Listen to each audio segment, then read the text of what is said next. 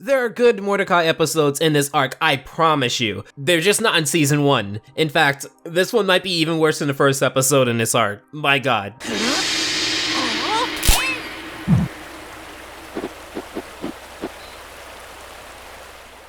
So at this point, we had one minor appearance from Margaret, a ladybird, who has a good rapport with Mordecai, but they aren't exactly friends. This man will give his left wing just for Margaret to look at him. He goes to the ends of the earth to find motivation to maybe get the possibility of going on a date with her. To Mordecai, it seems easier to do 11 things and hopefully one of them works in the background and have Margaret do the heavy lifting as far as dating than to just simply go up to her and ask her out. Nothing beats drinking Joe with my bro. Ha right, Mordecai? Huh? What? Yeah.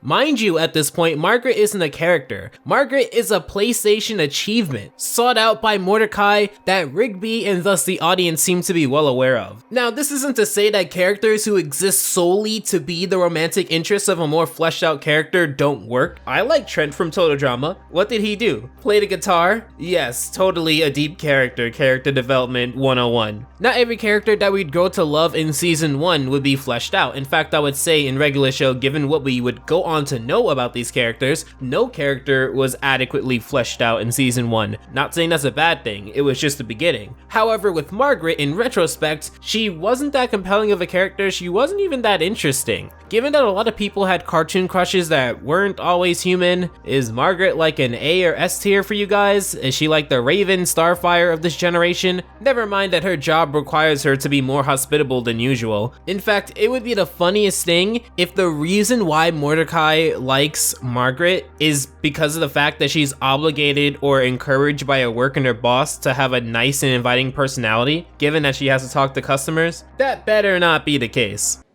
Dude, Margaret totally just smiled at me. No, she didn't. Yes, she did. Then why don't you ask her out? It's not that easy. You wouldn't understand. Yeah, I wouldn't understand. Probably because I'm too busy drinking Joe with my bro like we came here to do in the first place, remember? Whereas the first episode within this arc focused a lot more on Mordecai's efforts to get into this concert from Margaret that Rigby went along with because he was also initially wanting to go in the first place. This is the first episode in which both of them have separate goals. They don't see eye to eye. What doesn't help is that the magical TV that has the best commercials would show one for Dude Perfume, in which Cartoon Network would approve a scene in which multiple women would rip the clothes off of a guy. I have no recollection of this scene, nor do I see it talked as much as other scenes that flew under the radar that made regular shows so cool. Of course, Mordecai not only is interested in this perfume, but actively fantasizes about what happens when he applies it. What I find the most interesting about this fantasy, other than the fact that it's another example of Margaret doing the heavy lifting within this theoretical relationship, is that Margaret has her coffee shop uniform on still within the fantasy. Now, far be it from me to suggest that maybe he's seen maybe one or two other outfits than this before, maybe the one that she wore at the concert, but I feel like this adds to my theory that her niceness at the coffee shop seems to be the biggest factor as to why he likes her right now. Why? You said you would chip in for that awesome new game. I'm John. I'm also John. We're the Strong Johns. Strong Johns. You have to buy Strong Johns. Strong Johns. You gotta. You know, in fairness, it looked like a really cool game. You know, I was gonna get it, but then I saw how it was released, and I'm glad I didn't spend my money on it yet. Maybe when it becomes a game and not a marketing push. Anywho, the episode cleverly sets up the conflict between the duo to be based on Rigby's need to hang out with Mordecai, given that he has no one to hang out with. While in the previous episode, this was based on a former band that they shared an interest in, now it's off a promise that Mordecai flat out breaks in order to get perfume. If you buy that cologne, then I'm gonna lose all respect for you. Good. Then we'll both have the same amount of respect for each other.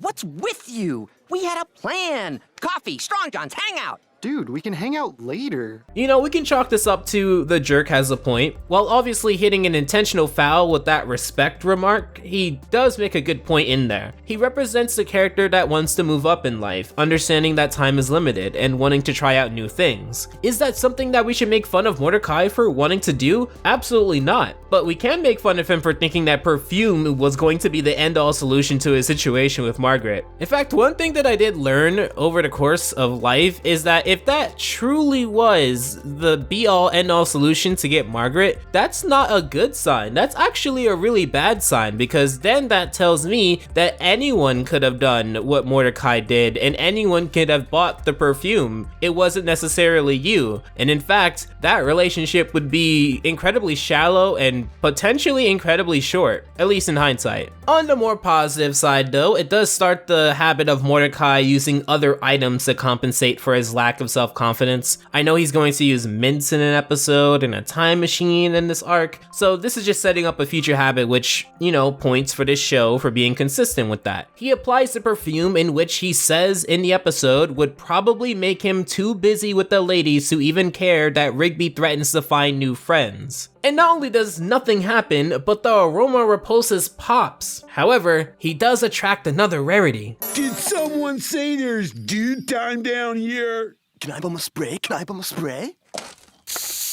Who are these guys? I don't know. These unicorns invade the park under the guise of being helpful. I like the character designs. I like the unicorn dude's voice is pretty good for who end up being the antagonist. Now you may think that I'm embellishing this little disagreement between Mordecai and Rigby for the sake of a video, but no, you can go back and watch that episode. It's a major factor that affects the rest of that episode, because they'll go on to take more digs at each other. Once again, not seeing eye to eye on this situation. This is also to say that Rigby isn't exactly being an angel in this situation. He'd actively make decisions that would either make Mordecai annoyed or upset, but also humiliate him later within the episode. In his mind, he doesn't see why this would be a big deal to Mordecai. And even if Mordecai isn't taking the right steps, as far as on his side, to him, this would only show that Mordecai is being silly. But if you're Mordecai, all this would show from Mordecai's perspective is that Rigby doesn't want to see you happy. So it's a gray area issue. I see both sides of the situation. It's actually quite interesting when you dissect it that way. It shows you how two people who are generally portrayed to be within the show as good guys ultimately are not coming from the pursuit of happiness the same way. It also shows you that morality could be relative and perspective is definitely relative. Something that you may see one way, someone else will see a completely different way, and there is no objective truth towards it. Plus, when you're bros, you don't exactly speak about your inner feelings. My source? I'm a bro. I have bros. It's just a bro thing. Aw, no, bro.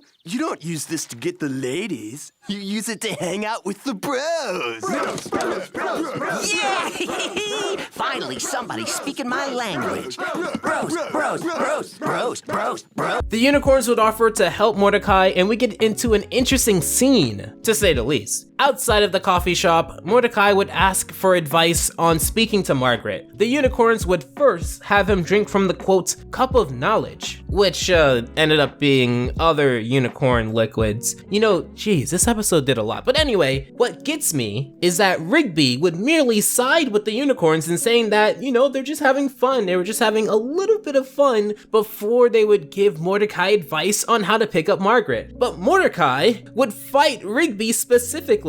I mean, it could be because he's already been digging at him for a majority of the day, but wouldn't you be more upset at the person who gave you the unicorn sludge? I suppose it could also be that because Mordecai knows Rigby, he feels like Rigby should side with him in this situation, but he's shown all day that that's not going to be the case. They don't see eye to eye. So could it be that just Rigby is the smallest, so Mordecai thought that he can easily win a fight between the two? We don't know, but it seems overly hostile to the wrong person at the wrong time. Of course, the advice given not only doesn't work, but makes Mordecai look like a fool. Never mind that they would give him not unicorn sludge, even though it looks really familiar, but they give him a phrase, lay it down, to say to Margaret, in which neither of them understand what he's trying to say. Don't worry.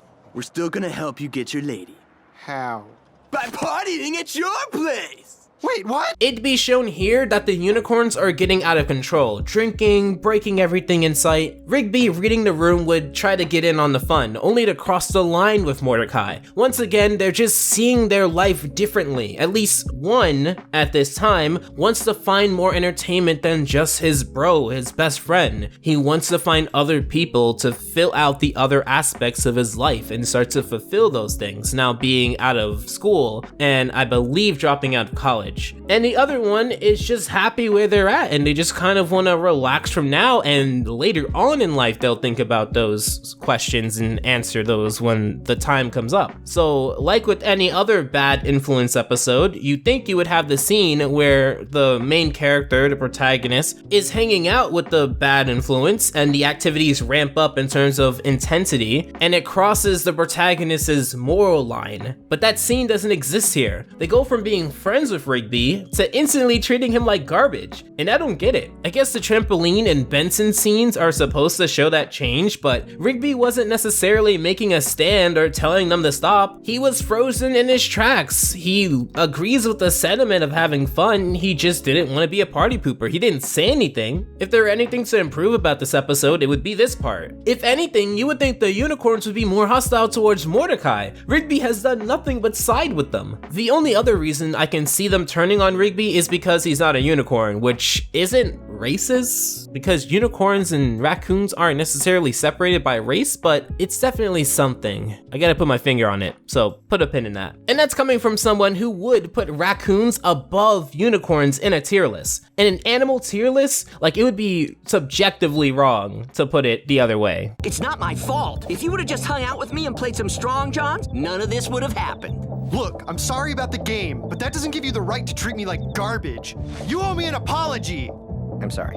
There was definitely wrong on both ends here in this episode, with Rigby siding with the unicorns, not seeing that it would push Mordecai away, and Mordecai only thinking about himself, breaking promises with half-hearted attempts at romance. The distinction here is that one of these behaviors would mellow out and the other would become the focus for multiple episodes. That focus is the basis of this entire arc that I'm starting. Maybe this is like the regular show equivalent of how people see SpongeBob and Squidward, where people will go, oh, I relate to SpongeBob when I was younger, and now that I'm older, I relate to Squidward. Even though I dislike that phrase with great intensity, maybe I just related to Mordecai when I was in my teens, and now I relate more to Rigby. It doesn't even need to be about the bros aspect, but if you're just going to ask her, then just ask her. Don't go through 60 different steps to get the possibility when you can just ask her, get the answer right then and there. If she says yes, cool, but if she says no, move on. Hang with your bro, find someone else. Simple life decisions. Not saying it's easy, just saying it's simple. So now they must figure out a plan to get rid of the unicorn. We've seen Pops in the beginning-ish, Benson towards the middle, and now Skips makes an appearance with his trademark solving of an issue. He's quite calm and brings a different energy to the episode as always. Speaking of different, Skips and Benson execute the unicorns via a glittery explosion.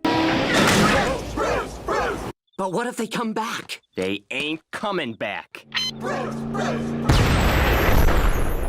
Another episode that deals with the character having blood on their hands, cool, fine by me. The duo reconciled their differences, and we learn a few things. One, this is the start of Mordecai compensating for his lack of inner confidence and also using alternate methods that are less direct. Two, we still know absolutely nothing about Margaret at this point, she is just the coffee girl. And lastly, three, Rigby isn't exactly more mature than Mordecai, but he definitely has less shame, which indirectly helps his confidence with certain things. This was an interesting episode. I'd say it's good, obviously. I'd be hard pressed to find a bad season 1 regular show episode, but Mordecai was just unsufferable. I didn't know that he started off this way. It was just a fun experience just to watch him whine his way throughout the episode, but at the same time, it's like, dude, just read the Nike slogan. Anywho, the next episode is Mordecai and the Rigbys. It's the last one from season 1 of this arc, and then we can get into season 2. How are you guys enjoying this arc so far? I know I have a lot of regular show fans because of the rise and fall and all the other videos I've done around it, so I'd love to hear what you guys think about me exploring this arc so far. I can't wait to get around to the next one. Well, until that time, thank you so much for your time. Take care. Alpha out.